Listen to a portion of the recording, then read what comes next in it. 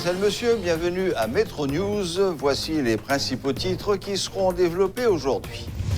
Nouveau rebondissement dans le cadre du dossier du port Lafito Global. Les 16 containers mystérieusement disparus puis subitement réapparus sont en cours de vérification selon le parquet et la Direction générale des douanes.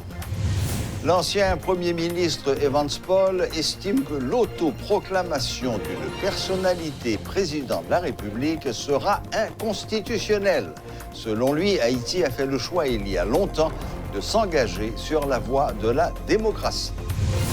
Le chef de l'État haïtien Jovenel Moïse pourrait être à nouveau contraint de former un gouvernement avec ses anciens alliés. Il n'aurait reçu aucun nouveau soutien au sein de l'opposition modérée. L'ex-premier ministre Evans Paul s'insurge contre le projet de l'opposition radicale d'installer un président autoproclamé sur le modèle de Juan Guaido au Venezuela. Intervenant à l'émission Le Point de Télémétropole, M. Paul a critiqué le projet de parlement populaire de l'opposition radicale, jugeant que le Parlement est déjà issu d'un processus populaire. Selon M. Paul, le gouvernement et l'opposition sont en panne d'idées pour sortir le pays de la crise. Il estime qu'aucun secteur n'a tiré profit des troubles des 8 derniers mois. On a dit qu'il y a un problème de panne de production de tout genre, production d'inspiration. Puisque longtemps nous avons vendu, qu'on a acheté, n'a pas acheté. Par exemple, Haïti a exporté révolution pour l'indépendance là. Haïti a exporté dans toute l'Amérique latine, tout le monde connaît. C'est grâce à Haïti, Venezuela, Colombie, pays ça a eu indépendance et a eu reconnaissance jusqu'à présent pour Haïti. Je dis à me saisir, ouais. S'acheter n'a pas acheté l'idée dans le Venezuela. Parce que le concept, question président autoproclamé, c'est Venezuela qui a fait expérience là. Mais elle n'a pas marché. Il n'a pas marché ou bien le poco marché. Est-ce que il n'a pas marché? Il n'a pas marché, le poco marché, et m'a pas une position personnelle, je ne pas souhaiter le marché. Le concept gouvernement autoproclamé, il n'est pas démocratique, il n'est pas son bien. Parlement populaire veut dire quoi? Parlement qui a son parlement populaire lié. Je ne peux pas dire qu'il fonctionnait bien. Qui est-ce qui mettait parlementaire? Ce n'est pas eux-mêmes qui mettent tête dans le Parlement, c'est une élection faite. Qui est-ce qui vote? C'est le peuple-là.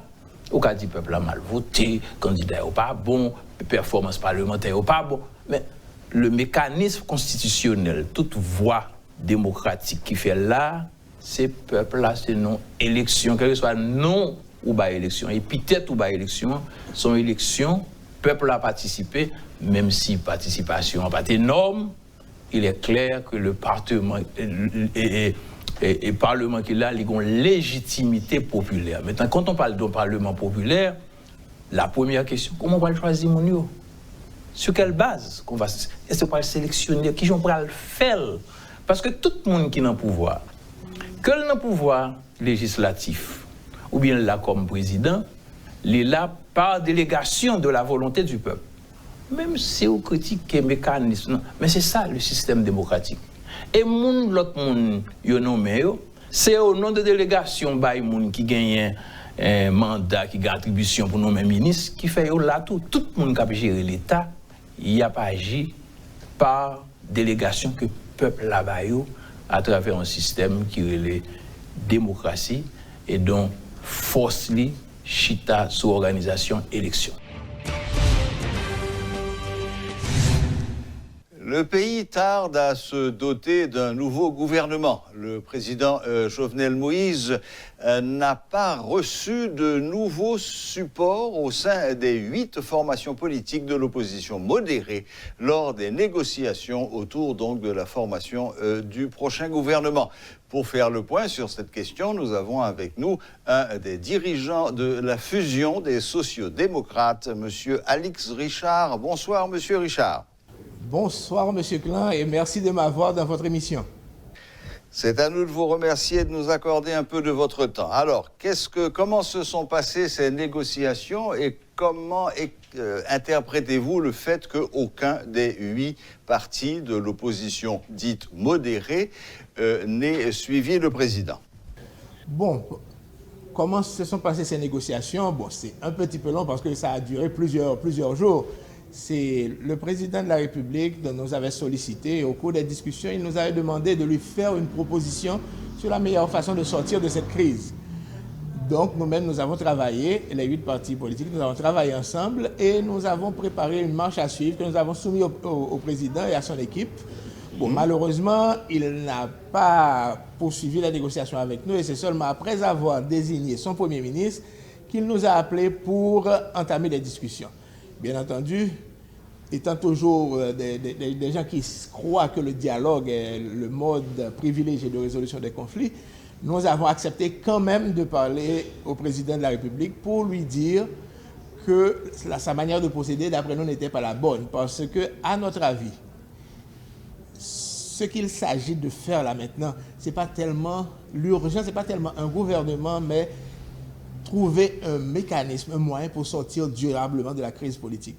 C'est ce que nous avons proposé au président et comme il nous avait demandé de préparer un projet, nous avons préparé un projet de sortie de crise, un projet d'accord politique qui nous permettrait, dans un premier temps, de sortir de la crise politique et de travailler sur le conjoncturel, tout en prenant des engagements pour travailler plus rapidement dans le cadre d'un dialogue national sur tous les sujets, généralement quelconques, sans tabou aucun au niveau de ce dialogue national. C'est ce que nous avons proposé au président dans le cadre d'un package en lui disant si nous ne nous mettons pas d'accord d'abord sur ce que nous allons faire ensemble, sur les mécanismes que nous allons utiliser pour sortir le pays de la crise, monter un gouvernement, on va se retrouver avec les mêmes problèmes. La question qui est essentielle pour nous, c'est qu'il faut trouver un accord politique pour pouvoir travailler ensemble pour une sortie Haïti dans mal-cité. C'est ce que nous avons proposé au président de la République. Monsieur Richard, et l'idée, ce n'était pas d'aller former un gouvernement, ni d'aller chercher des postes d'un gouvernement, comme certains se plaisent à le dire. Bon, donc, Monsieur Richard, si je comprends bien, la proposition que vous avez faite élimine ou exclut la formation d'un gouvernement pour l'instant. Non, nous n'excluons pas la formation du gouvernement. Nous avons proposé un paquet qui comprend différents éléments. Nous avons proposé le dialogue national, nous avons proposé une feuille de route et nous avons abordé toutes sortes de questions, y compris les amendements de la Constitution ou la révision de la Constitution. Nous avons posé le problème des élections qui doivent arriver bientôt, mais nous avons quelques doutes sur la possibilité de les tenir à la fin de cette année. Et dans l'éventualité où les élections ne se tiendraient pas à la bonne date, il nous fallait trouver un mécanisme pour que le pays reste dans la stabilité et fonctionne normalement. Parce que notre but principal, c'est d'arriver à une stabilité dans ce pays pour que des investissements puissent avoir lieu, parce qu'il n'y a que les investissements qui pourront créer les emplois dont nous avons tant besoin pour nos jeunes, pour nos femmes et pour tous les segments de la vie nationale. C'est ce que j'allais vous dire, Monsieur Richard. Oui, est-ce que la priorité des priorités n'est quand même pas la formation d'un gouvernement qui est la condition posée par le FMI en particulier pour reprendre les négociations sur le déblocage des fonds qu'ils ont bloqués récemment? Depuis le temps que nous avons commencé ces discussions, on aurait eu largement le temps de trouver un accord de principe et mettre en place un gouvernement. Mettre en place un gouvernement, je pense que ça devrait être la chose la moins difficile, dans la mesure où si nous nous mettons d'accord sur un projet ensemble, nous mettre d'accord sur un projet ensemble, ce n'est pas uniquement entre le président de la République et le groupe des 8 partis politiques. Une fois qu'on aurait trouvé un accord avec le président de la République, notre objectif c'était d'aller vers les autres protagonistes. On ne peut pas mettre en place un gouvernement autour d'un projet d'accord, autour d'un accord, si le Parlement n'est pas partie prenante. Donc à un moment donné, il aurait fallu mettre le Parlement autour de la table dans la discussion. Les autres, nous ne sommes pas les seuls partis de l'opposition. Les autres aussi ont leur mot à dire. Si nous avions su proposer un ensemble cohérent qui satisfasse les revendications des uns et des autres, je pense que nous aurions pu avoir même certains éléments, peut-être pas tous, mais au moins certains éléments significatifs dans l'autre aile de l'opposition. Cela, c'est la préoccupation que nous avons. Ce n'est pas un replâtrage, un colmatage. Allez, on vient, on fait un partage de postes et puis on a un gouvernement, on dit au FMI, voilà, on a un gouvernement, allez-y, donnez-nous l'argent. Ouais. Ce qu'il nous faut, notre horizon ne se limite pas au mois de mai ni à la rencontre avec le FMI. Ce qui est en jeu là, maintenant, c'est le salut d'Haïti, c'est le sauvetage de notre pays. C'est ça qui est en jeu maintenant. Et c'est ce pourquoi nous voulions avoir, dans un premier temps, en comprenant très bien l'urgence qu'il y a à avoir une nouvelle gouvernance, c'est pour ça que nous avons proposé une stratégie en 2 temps au président de la République. D'abord, avoir cet accord politique qui, s'il était trouvé, le gouvernement aurait pu être mis sur pied rapidement. Et ensuite, à s'attaquer aux vrais problèmes. L'insécurité, le chômage, les gangs, d'accord. L'absence d'emploi, les investissements qui n'arrivent pas, etc., etc. Vous connaissez toute la situation, je n'ai pas besoin de vous redécrire.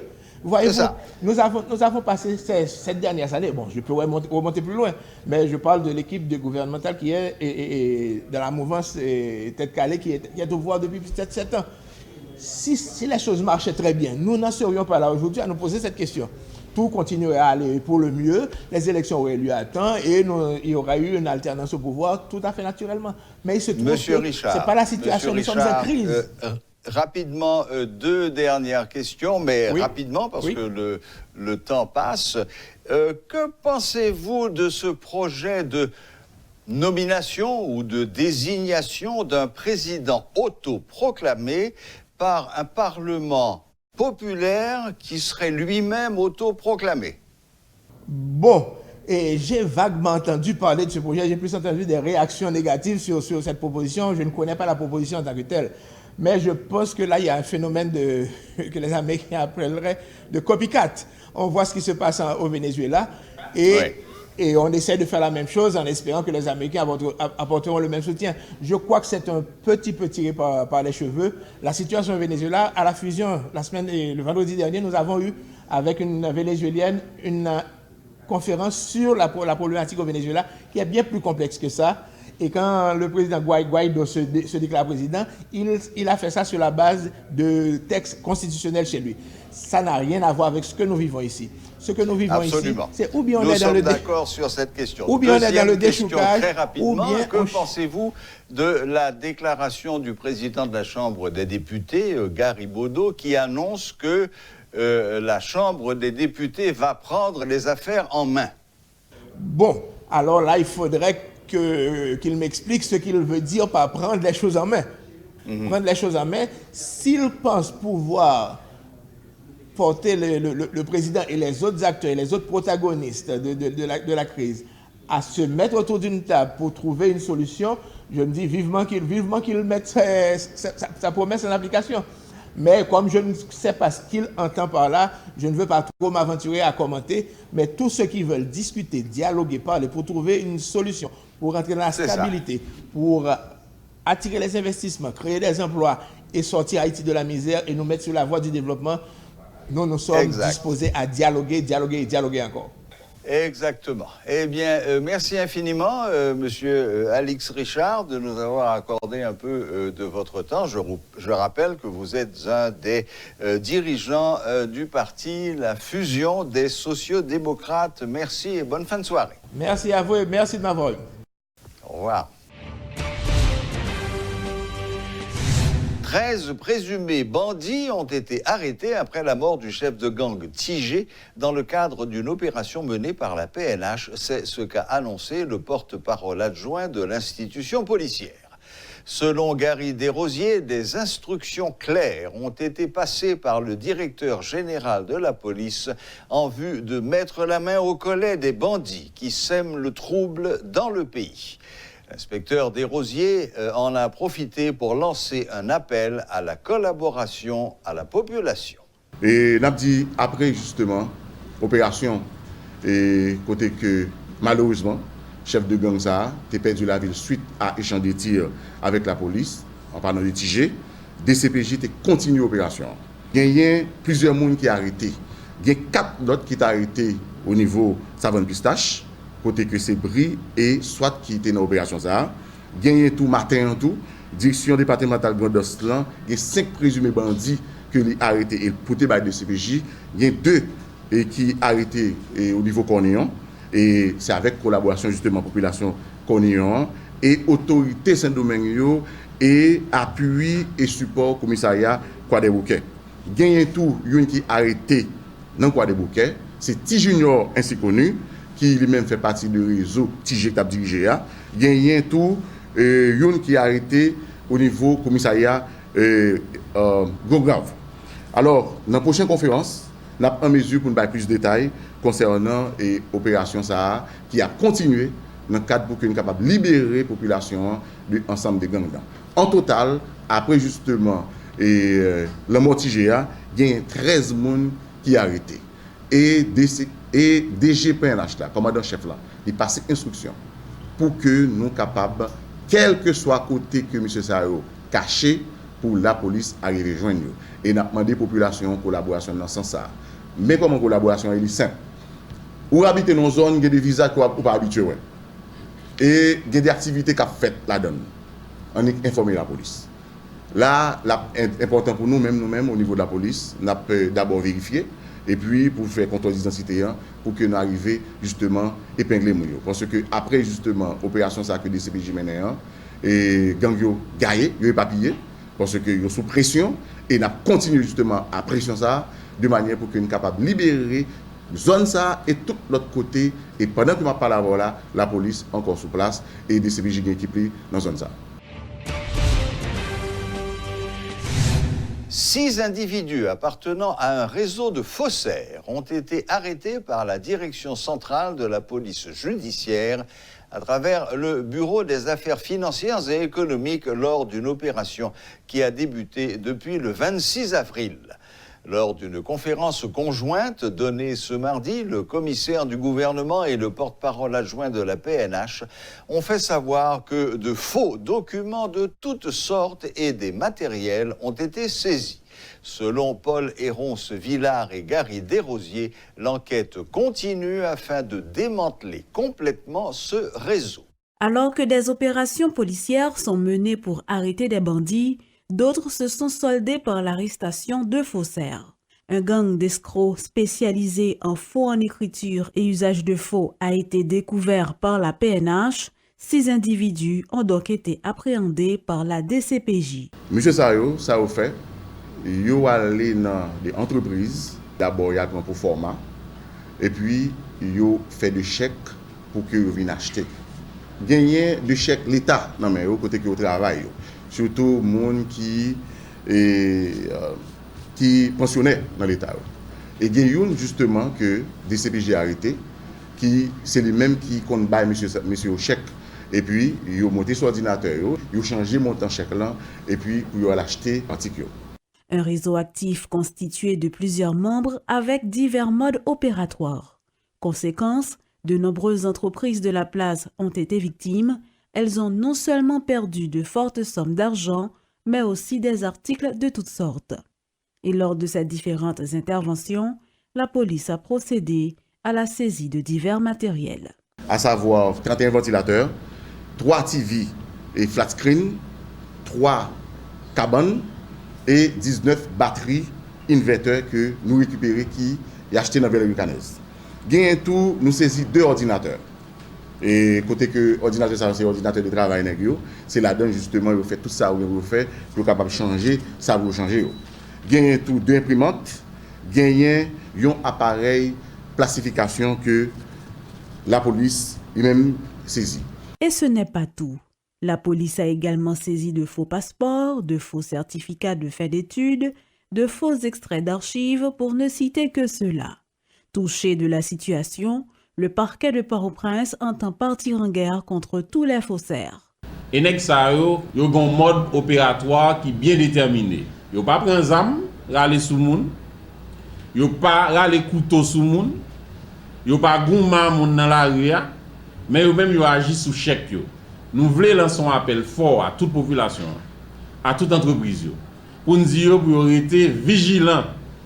Nous disons vaste réseau, nous ne pouvons pas découvrir tout le monde. C'est ça qui fait, malgré nous procéder à l'arrestation 6 personnes, nous gardons toujours pour ne pas citer non, parce qu'il y a de gros noms dans le réseau ça, Il y a deux personnes notamment qui sont pénitentiaire national déjà, qui malgré eux qui ont participé activement dans le réseau ça. D'autres membres du réseau sont recherchés activement par la PNH.